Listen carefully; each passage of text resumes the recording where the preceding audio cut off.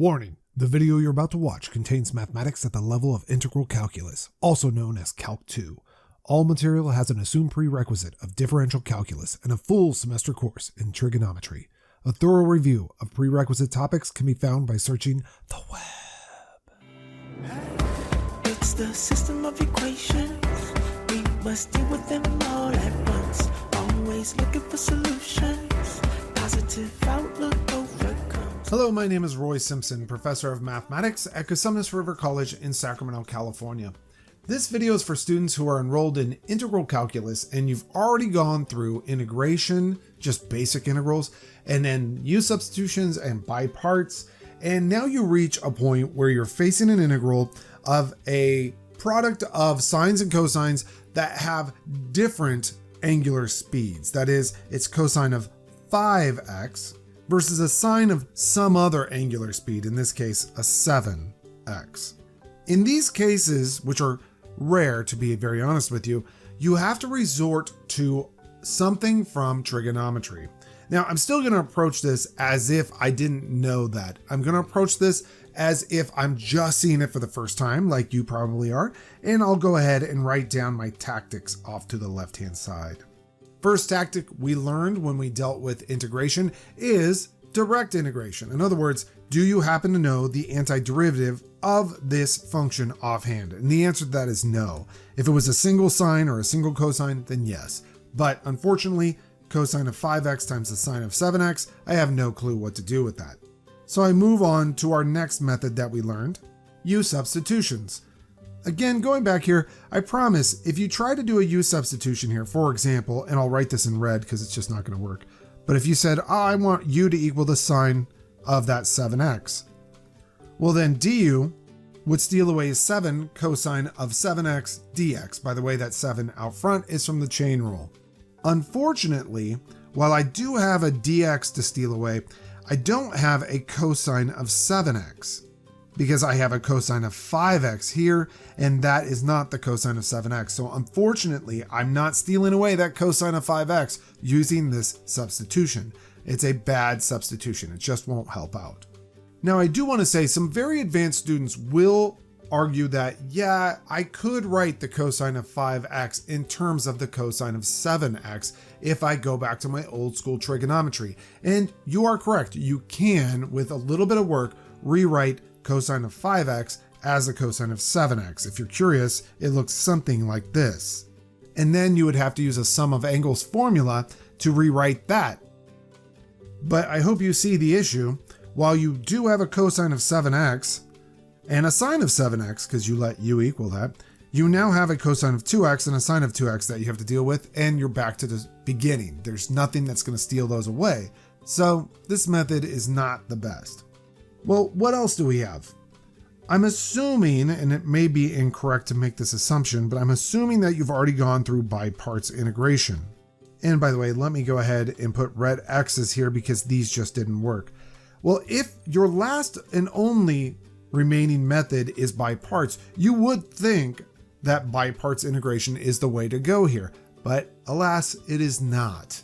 As I mentioned in a previous video, by parts integration is a great tactic to use if you have a product of functions, but not so great if that product is the product of same styles of functions. For example, in this case, a trig function and a trig function.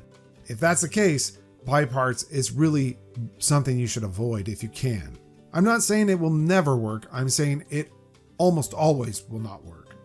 So if I'm telling you that all three methods that we've learned up to this point are broken for this integral, you may think, well, then it can't be integrated. And that is actually not true. It can be, but you have to use a little bit of trig before you start your calculus. And the little bit of trig that you're going to use is something from way, way back in the past.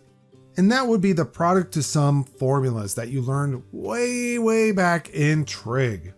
These are formulas, some of the very few formulas that I tell my trig students, you do not have to actually memorize these. What is important is that you know they exist. So it's very important for me to know if I have a product of a sine and a cosine, or a sine and a sine, or a cosine and a cosine, and they're of different angles, as I've shown here, sine of A, cosine of different angle B, sine of A, sine of a different angle B, cosine of A, cosine of a different angle B. If that's the case, you should just know you do have a theorem called the product to sum formulas that you can find and use here. If you're one of my students, on an exam, I would hand you only these trig formulas so that you have them at your disposal if you need them. I tend to not make my students memorize them because they're overly complicated. However, the one we're going to use here is that we have the product of two different trig functions, the sine and the cosine, and that product, if you write it as sine of something times the cosine of something, will be 1/2 sine of the difference of those angles plus the sine of the sum of those angles. Let's go ahead and at least write down this formula.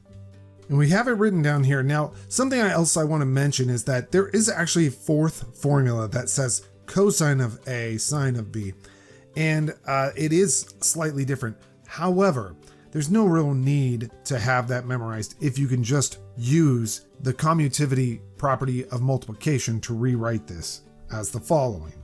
So instead of thinking of it as cosine times sine, I'm thinking of it as sine times cosine.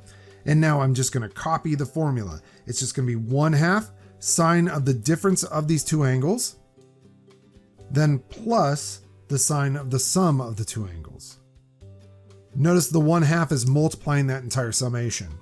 And now cleaning this up and taking a look at this integral now, we can see I do know the direct antiderivatives of these two. Without even using U substitution, I know the direct antiderivatives. So a little bit of trig before our calculus helped out quite a bit here.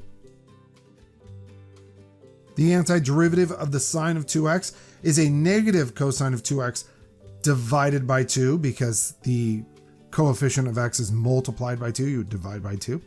And then plus we have 1/2 through distribution, just from this going over here. The antiderivative of a sine of 12x is a negative cosine of 12x. And then because that x is being multiplied by 12, we're going to divide that result by 12. And then finally, don't forget that constant of integration. Cleaning things up, we get to this result, which is the correct result. That is the antiderivative of cosine of 5x sine of 7x. Or in other words, that's the integral of cosine of 5x sine of 7x dx.